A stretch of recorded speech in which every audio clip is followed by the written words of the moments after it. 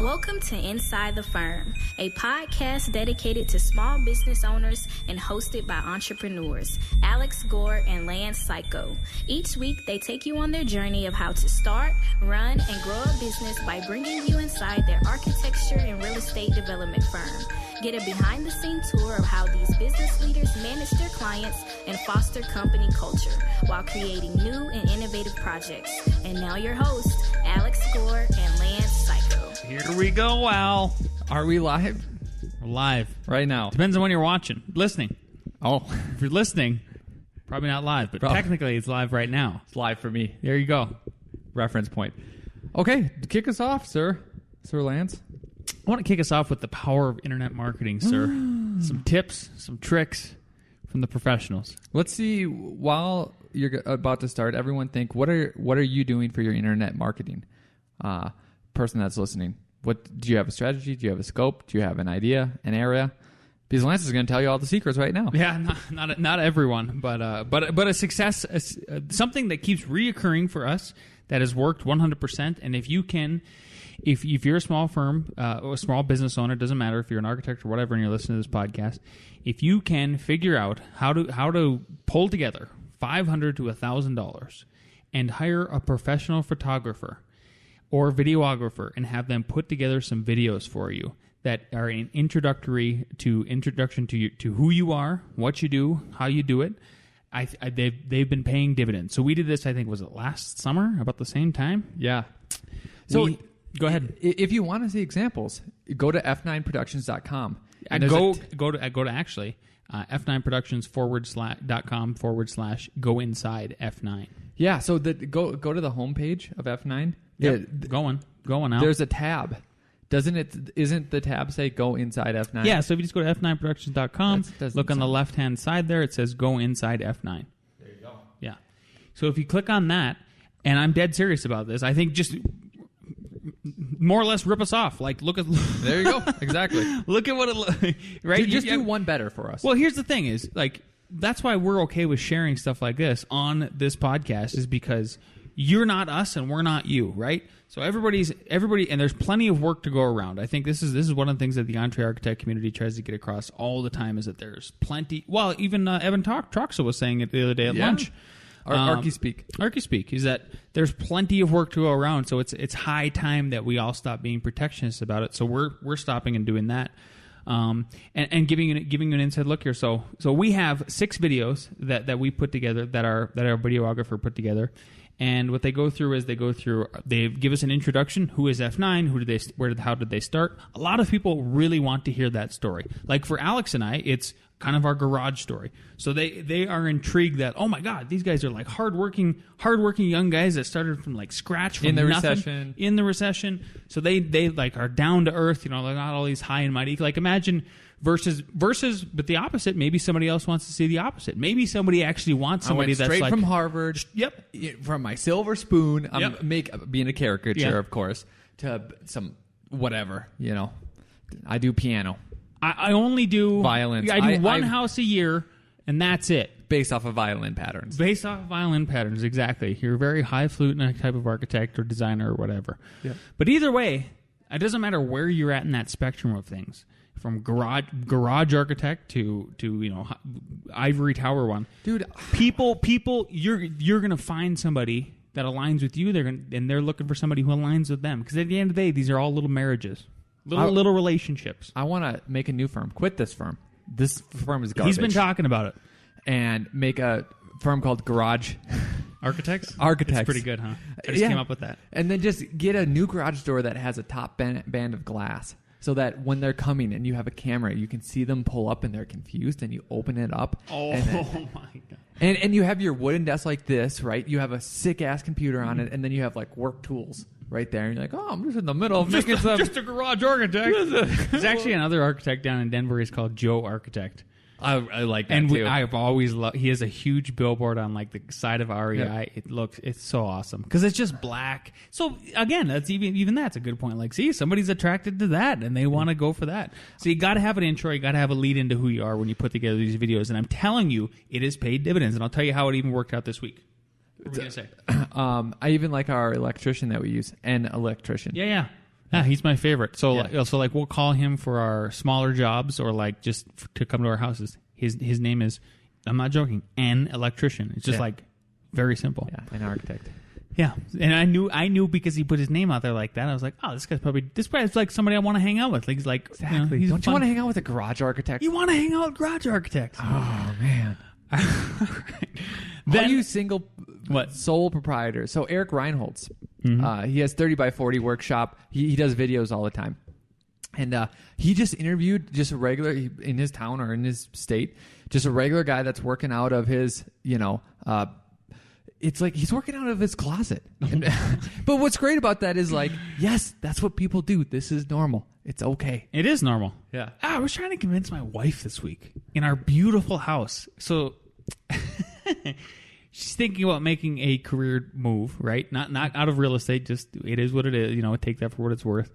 And she was like, "Well, can I just use your office for a little bit?" And I was like, "Yeah, you could, babe, but we have meetings there, and it might be difficult." I was like, we have 6 guys here. We have not only that, but I'm like, why don't you go into the award-winning house that you live in, the office that we literally designed for us, that has like a custom table and everything in it, and these beautiful windows. It's like, oh well, I guess so. No, she doesn't work there. Well, so if she makes this move, then she's going to need sort of her own office instead of a different one or whatever. And I was like, just don't worry. People expect it. People expect you. What are they not going to be impressed when they walk up to your glass house? Come on. I'm trying to think of a name for her. Manicured yard. Yeah.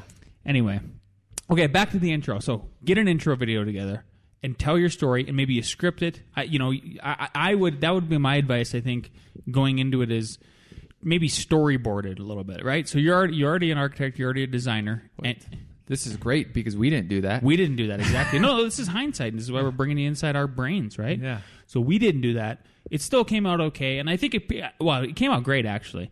But it maybe could have been better. But I think what helped Alex and I is we're always talking, we're always doing this stuff anyway, right? Well, we've already told our story a million times together. Yeah.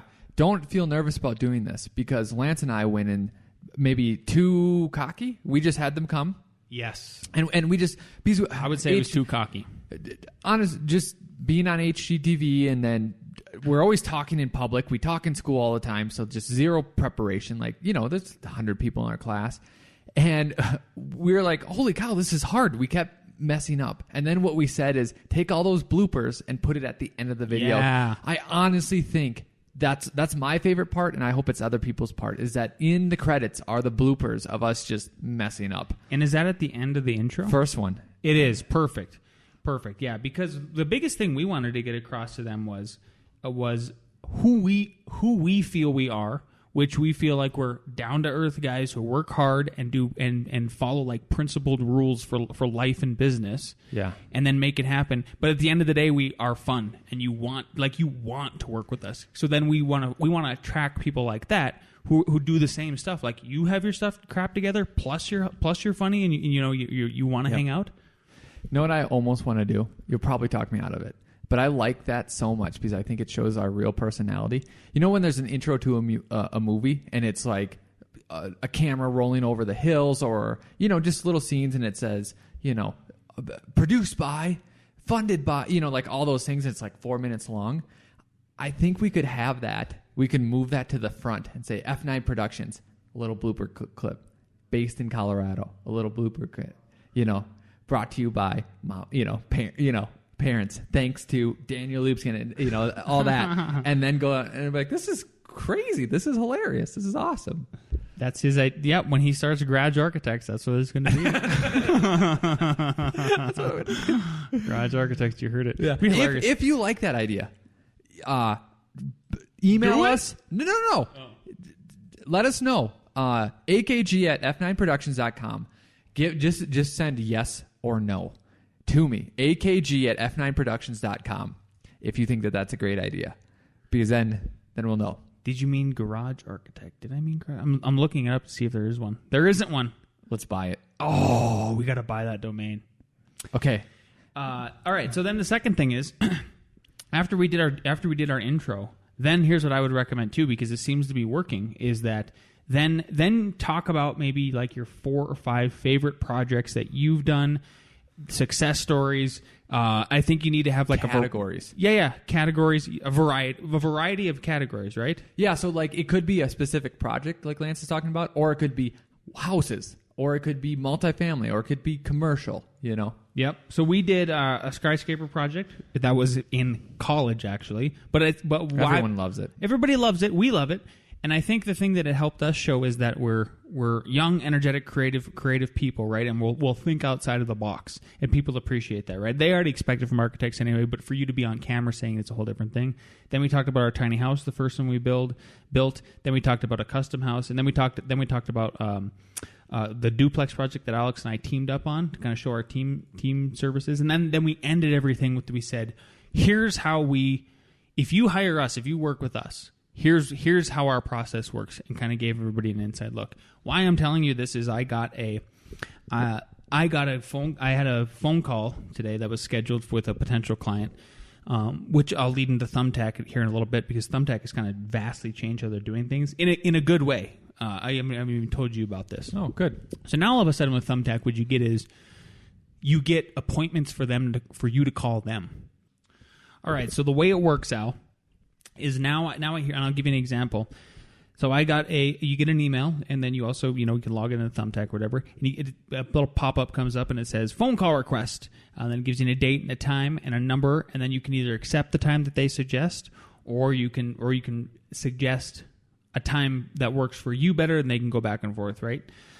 So we had the phone call. What was awesome about it was I said, he talked me through what he wanted to do. Basically wanted to do a pop-top on a house in Denver, kind of describe the spaces, and I go, we do so many of these. I just know what it's going to take to get it done.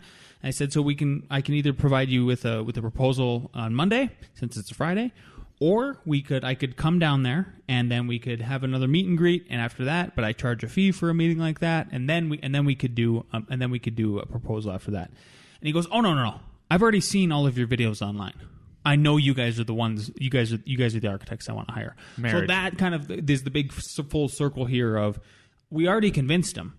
And what everybody should understand is that we're up in Longmont. We are 29 miles away from Denver. Yep. From the heart of Denver.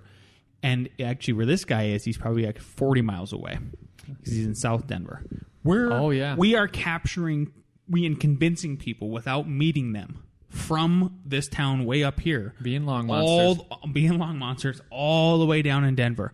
So you can make it work too. I think this could even work for you if you're a rural architect. Say you're a rural architect and you're trying to cast a wider net. Yep. Yeah. I think that's great for that. I think that's great for people who live outside of the big cities, just as they don't want to drive all the time to meet all of them. So that's great stuff. Yeah. And you're not going to watch our videos and see what you think if we're giving away too much or anything as far as our process, anything. But to be honest with you, I don't think so, because it's like whose process is really that much different from everybody. Yeah, we all have like these little nuances. Like some people build physical models still, right? Yeah. Some people insist on using like drawing, sketching, and stuff like that. And some people like us insist on being completely digital the whole time. So sure, there's going to be those little nuances, but at the end of the day, again, like somebody is going to come to you because they want to work with you specifically, and vice versa. You should be wanting to try to market yourself to work with the people you want to work with. And sometimes too, you're just staring at a blank website wall where, okay, you see a person's face, great, they write a little bit about themselves, but if they find you, they like your work, they see that you're engaging and nice, they probably have jobs, probably think all architects charge around the same. They might just choose you. And just done. They might just choose you. And there's people are, and everybody's got to like hold an ace up their sleeve and, play cards and like, oh yeah, we're interviewing other people, and everybody's got to go through the motions. But at the end of the day, I think a lot of people, when they come to us and they watch those videos first, they've already at least made up a large portion of their mind and who they're going to go with. The other thing I wanted to bring everybody's attention to, because I know we do have some people that use Thumbtack, and some people that don't, but they've completely revamped the interface such that there's two ways basically that clients come to you. I've already described the first. The other way is you have to now start to like log into the website a little bit more. And for some reason, I'm not getting notifications. because now all of a sudden Al's trying to look at my computer. Right here, up on top, you can go to requests, and like I had like 5 or 6 stacked up that you can respond to. So it's sort of like back to the traditional way where I would say I would get an email and it would say you would have an interested customer, and then the customer would like kind of describe what they're going to do, and then you could respond to them, and that was, I think, harder to capture people. So it still is. Like, even with these requests, I haven't got any callbacks from them. The ones that have been super successful lately are the ones where, this customer wants to talk to you right away. Like, I think people have already sort of, if they want to talk to you at that point, like, I wonder how many people they've already screened. Yeah. And look through their profiles and everything and go like, nope, just going to talk to them. Yeah. So my recommendation, I would think, keep trying both if you're using Thumbtack. But I would love to hear your feedback if you are getting the same results we are of the scheduled appointments versus the responding. So yeah, that's all I got for. Hey, I've been getting live emails back, and people have just been emailing me yes. Fake news. So, okay, I have a question for you. This question has come up. It's from a listener to the podcast, and also thinking about getting our template system. Bryn Young. She's out of San Diego, has her own firm, does cool work, residential work. I like that name. Yeah. So this is a similar question. So I'm going to think I'm going to say what I think is a solution, but I'm going to ask you first. So they know Revit, been doing 4, 5, 6 projects in it, remodels, maybe even more than that. So she's always organizing her template. Each project helps improve the template, but it still needs molding. I'm interested in your firm's template and your Revit tutorials. And she just trained herself, basically. Wasn't trained, in any traditional sense. Okay. But I don't know if it would be worth it for me. Is it more for the beginner? So do you have an answer for that? Is our template more for a seasoned veteran or a beginner? And the videos, because I think there's two different answers there. So how about this? We have had all sorts of employees come through. People that have had a ton of experience, and they have had a ton of experience, and they've known Revit. And then I think we've had people who are completely green, and then people that are in the middle. And the most success we've had with anybody is saying, "Here's how we do Revit. Here's how we suggest learning Revit." So at the end of the day, I think it's not about experience. It's about, do you really want to use Revit in the right way? And I think we do use it in the right way. Well, that's where I was getting at. That's why I asked you, is because, okay, if you know Revit, you'll know most of these commands. But are you using it the way that we're using it, where you have separated facade walls versus regular walls, separated ceilings versus floors, this whole system that is kind of set up. So my first answer to that was, I think the template is definitely worth it for anyone, because you're going to look in there and you're going to find things like how we set up our 3D views for structures, for these other things that you're going to implement. Even the way if you're in a floor plan view and you change from coarse to medium to fine, the template right out of the box from Autodesk doesn't allow you to go to like a presentation style view. Ours already has that all built in. Right. So I think there's nuances to ours that we'd have to like literally go in and sit and write down and think about it. I can't do it on the fly. Yeah. But that would be valuable when you put them all together. But then to get the power of the template, I think you'd have to take the courses. Right. But I don't think people will want to, because they'll be like, I already know how to do some of this stuff. So, but if you already, here's the thing: if you don't know Revit, if you're just like, okay, I'm going to make the jump from CAD, I think it's going to take you 3 times as long to go through the tutorials as it is as somebody who already knows Revit. So it's going to take you a third of the time. So that's the way I like to think about it. Well, one of our guys did the cabin tutorial in like 2 days, and that's like a third of a semester for students. Yeah, that's where somebody did it in like 1 day. But yeah. Yeah, exactly. And some of the feedback we've got from people who already know Revit, and then they take our course, so they or their employees that come in and they'll give us honest feedback, and they'll go like, "There's a lot of stuff I didn't realize that you could do, and it made me quicker." He's like, it was like great. That was good. That was really good. We haven't heard anybody say like it was a waste of time. know what I think is helpful to people too, and maybe I'm just going to include it in the VIP package now, is that you get a pick, or we can talk about the example files that you get. Because what's crazy is that I was talking to my buddy from college about our Mark II project, because I sent him all the files, and he's manages construction, like hospital stuff like that. And you drew the CD set, and normally you draw houses, not townhouses, meaning I'm better at you at townhomes. Clearly. Than that. So clearly. So I didn't think too much about the drawings. I liked them. They were good. They're F9 standards. Like I wasn't, it seemed normal to me. And he's like, these are the clearest drawings ever. Who said, sorry, say it. Who said it one more time? My buddy. My buddy down in Denver. Yeah. Yep. He's like, they're just so clean and clear.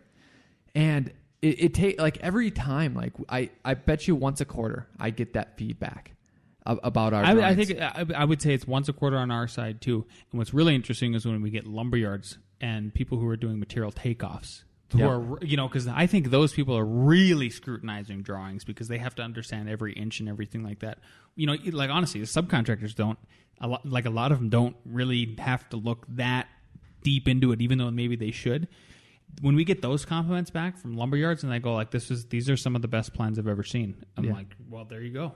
Yeah. So there's that caveat to add to it. Well, and what I was going to add is that if you get the VIP package, which is a little bit more, like this lady, let's say she got it. She does houses and multifamily. Okay, we'll send you a multifamily example so that you can see what it's like. Then we'll give you one of our good houses and something else so that you can really hone it. Because I think then it's if you only take, I would suggest taking our template and then modifying to make it yours. But let's just say you only took 4 to 6 things from our template and implemented it into yours, and then looked at the examples and see how it was organized and how it was clean. Just the exponential growth on the hours that you're going to save is worth it. Is 100% worth it. Absolutely. Yep. It's worth it. It's totally worth it. But I still think you can't, because one of our other questions was they continuously update. Understand that if you buy ours, you should make it your own 100%. I think ours is just like it's like if you buy a set of Legos, okay, and then it has instructions for how to build something. Well, make the Lego set your own as well. Yep, exactly. So this kind of transitions into, we were at lunch yesterday, and we were talking about Lakewood and how we went through a multifamily project there. And then basically some things were stuck in the mud. And basically we have a great time with Lakewood, great relationship with them. And it was this trial and error and how, we need to be the ones in Longmont to somehow help and make it better. So then we were talking about, okay, how do we do that? And then how do we do that? Not only just actually in everything building, meaning not just architecture, but affordable housing. And then like the laws that they make with planning and open space and how that affects everything. And it was hilarious because the guy sitting behind us, sitting behind Al, was one of the open space directors or something at Longmont. And he said, I didn't mean to, eavesdrop. Yeah. But I was, and he just wanted to introduce himself. So we have a meeting with him, in a couple of weeks. And I was telling my wife this, and she goes, "There's not coincidences. You're meant to have that meeting." She would say that. Yeah. And he's very woo-woo, which is good. Yes. We've talked about the woo-woo before, and it's real. It is meant to be. I think it is. That was hilarious. You know why? Why? I wasn't even going to go. Remember that? I was like, I don't know. I got to sit down. I've been running around all morning. I think I went to Denver in the morning. Yeah, I went to Denver in the morning at a meeting. And I looked into your eyes and I said, Indian food. Indian food, exactly. And I said, yes. Curry. Got to go. So that's what we did. So now we have a meeting with them, right? Yep. You didn't reply, but it's next Wednesday at 2. Yeah. No, 2 Wednesdays. Yeah, I saw that. 2 Wednesdays. Cool. Do we also have a meeting with Nick right now? We do. He's going to read to us. Here we go with Nick Reads. Hello, best friends. I hope you all had a great week this week. A reading. At the highest level, there are 3 propositions essential to the success of a strategy. The value proposition, the profit proposition, and the people proposition. For any strategy to be successful and sustainable, an organization must develop an offering that attracts buyers. It must create a business model that enables the company to make money out of its offering.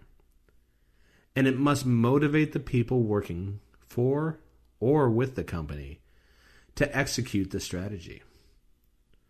While good strategy content is based on a compelling value proposition for buyers with a robust profit proposition for the organization, sustainable strategy execution is based largely on a motivating people proposition.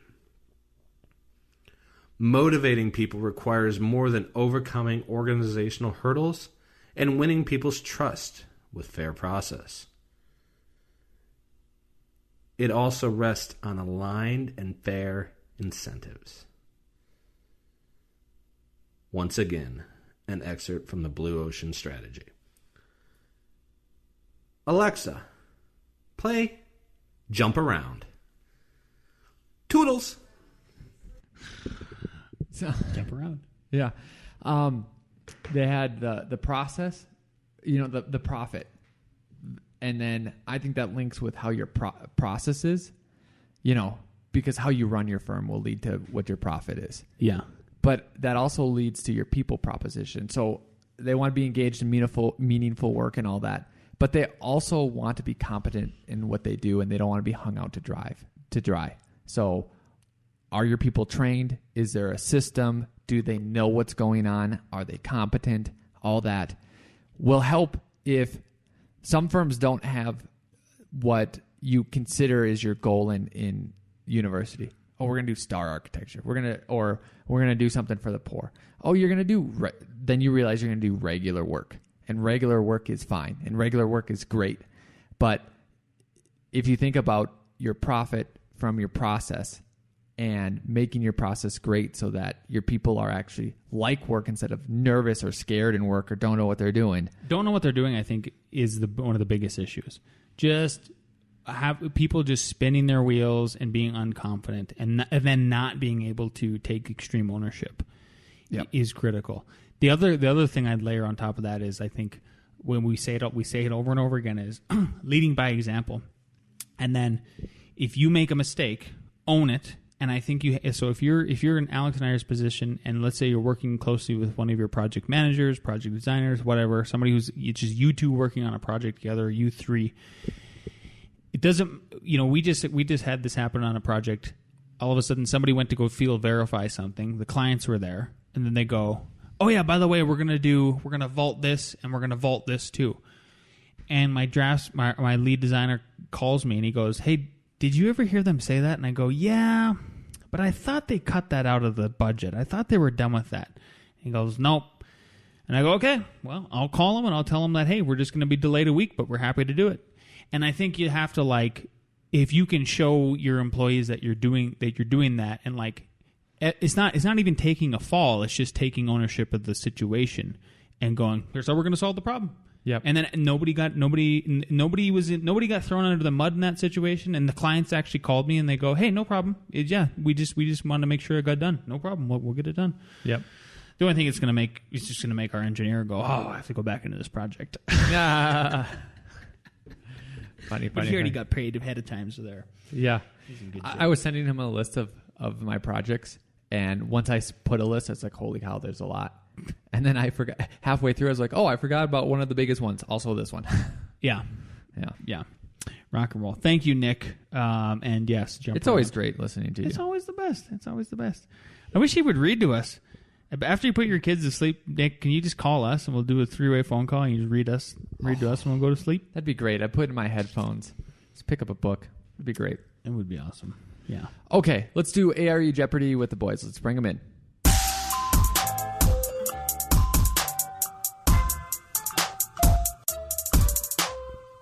All right, I'm going to give you guys a tip before we even get started. I would say don't think when you're answering the question, what is the right answer? Think, what answer does the question want? Does that make any sense? What answer does the question want? I don't know if Lance and I can mimic it, but that's what switched my brain over when I was doing these. Okay, question number 1.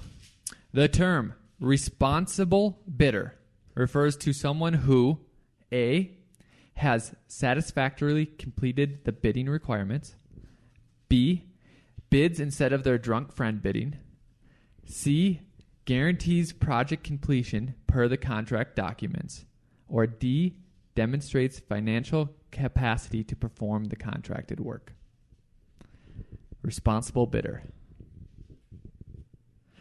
A, has satisfactorily completed the bidding requirements. B, bids instead of their drunk friend. C, guarantees project completion per the contract documents.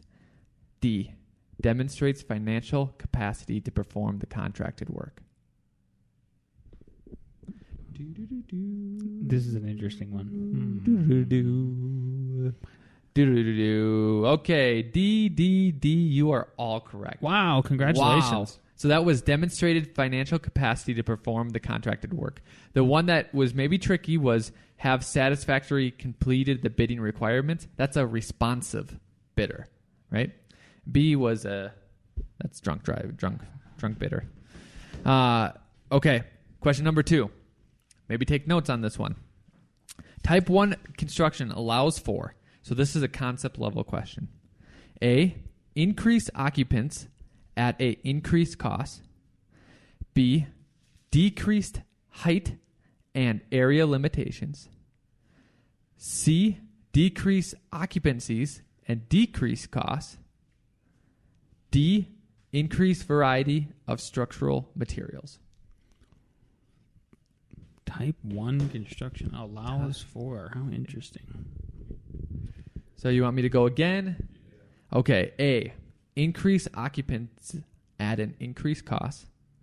B, decrease height and area limitations. C, decrease occupants and decrease costs. D, increased variety of structural materials.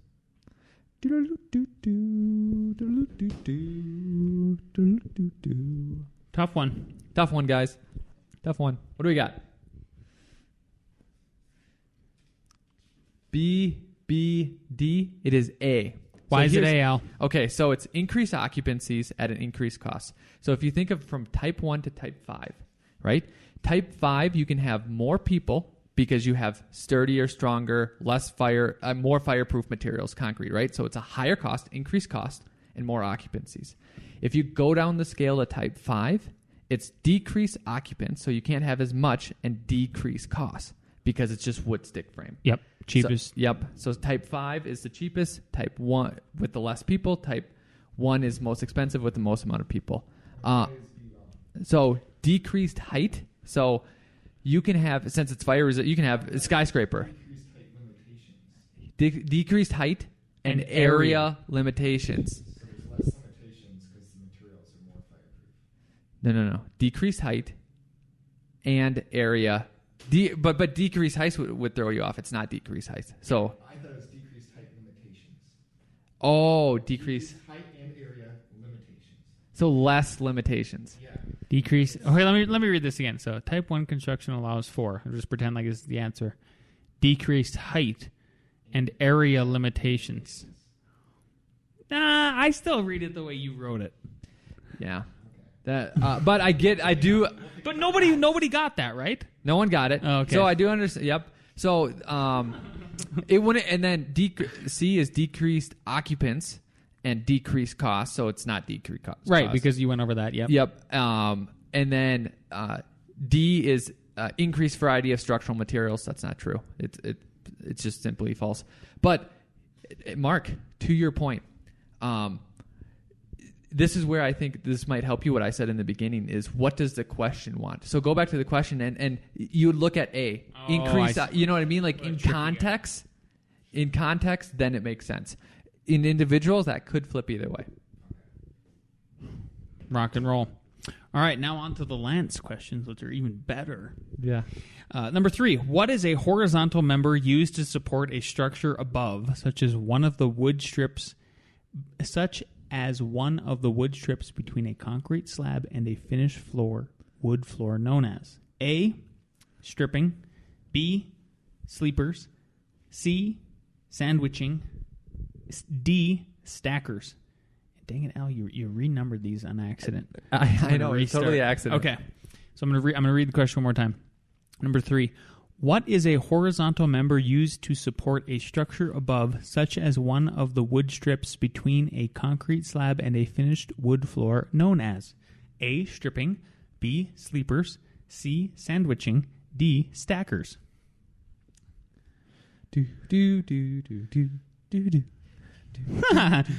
Ross is wearing a necklace. Okay, what do we got? Al, read them off. B, B, B. The answer is B. Woo, Congratulations, sleepers. you did not get tricked by stackers or sandwiching or stripping, all of which are completely made up. Yeah. Did you almost? No. Stackers. Tempting. What a silly... Stackers. All right, number 4. What is the chemical combination of a substance with oxygen which may cause corrosion or tarnishing in metals known as? A, rusting, B, corrosion, C, degradation, D, rustification. One more time. What is the chemical combination of a substance with oxygen which may cause corrosion or tarnishing in metals known as? A, rusting, B, corrosion, C, degradation, D, rustification. Best answers ever In the world. So we're all tied. Everyone has one right. Nice. So You want me to repeat them? A, rusting, B, corrosion, C, degradation, D, rustification. all right. Come on. A, B, B. B is the answer. B is the answer. So and here's why it's tricky is because the word is in the definition. Yeah. Rusting is a form of corrosion, right? Yeah. So that's what it is. Degradation, I just made it up. Rustification, completely made up. Nice. I giggle when I make these, just so you know. Everything can corrode, but not everything can rust. Right? Boom. Boom. Yep, exactly. Bonus time. Are we got these tied? two. Oh, we got a tie. Here we go. All right. Bonus question. What is the movement of water to the surface of freshly cast concrete known as? A, seepage, B, hydration, C, bleeding, D, saturation. What is the movement of water to the surface of freshly cast concrete known as? A, seepage, B, hydration, C, bleeding, D, saturation. I wish you didn't put the answers on it. I don't know if I would have said something else maybe. Really? Possibly. But I don't know because I can see the answer. Yeah, I made this one especially tricky. Good. Okay, what do we got? A and C. The correct answer is C. Bleeding. Yep. Hydration, which one did you guess? Hydration? Seepage. Seepage totally made up. Completely made up that term, just so you know. Yep. Yeah. So, exactly. So the made-up word was seepage. Saturation is It sounds like it could be. Oh, it's hilarious. This is like a talent you guys don't even know about. I can make up these words. And that saturation, obviously, like Mark nailed it. Okay, that one's a layup. Like I can just cross that one out. And then the tricky one, hydration, is that hydration. Remember, like that's how concrete hardens. So you could maybe get that confused if you started panicking. But in the end, it was bleeding. Yep. Seepage. It makes what? Just completely. Oh, it was made bleeding. Oh, okay. Yeah. You said you had another word in mind. That was a capillary. Yeah, no. Yeah. Oh, no. capillary. No, yeah. So there you go. Congratulations. All right, thanks, guys. All right, a couple shout outs. 30 by 40 design workshop on YouTube. That's Eric Reinholtz. Just Google all those words together. You'll get it. He puts together great videos. Entree Architect Community. Always shout out to all those guys over there.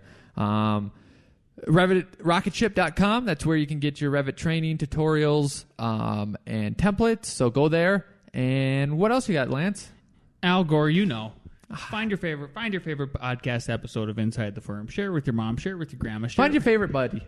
that hasn't listened to it. Yeah. His name's probably Cole, Yep. Brian, or Michelle. One of those three. And share it with them. Tell them, say, hey, just, this weekend, Brian, give it a shot. listen to this. Give it a shot. Buddy. I just heard this one great piece of advice. I'm not going to tell you what it is, but those guys are going to tell you what it is. Gotta listen to it. And then if you like that episode, maybe you should share it with your other grandma. Yeah, Kathy. There you go. Kathy.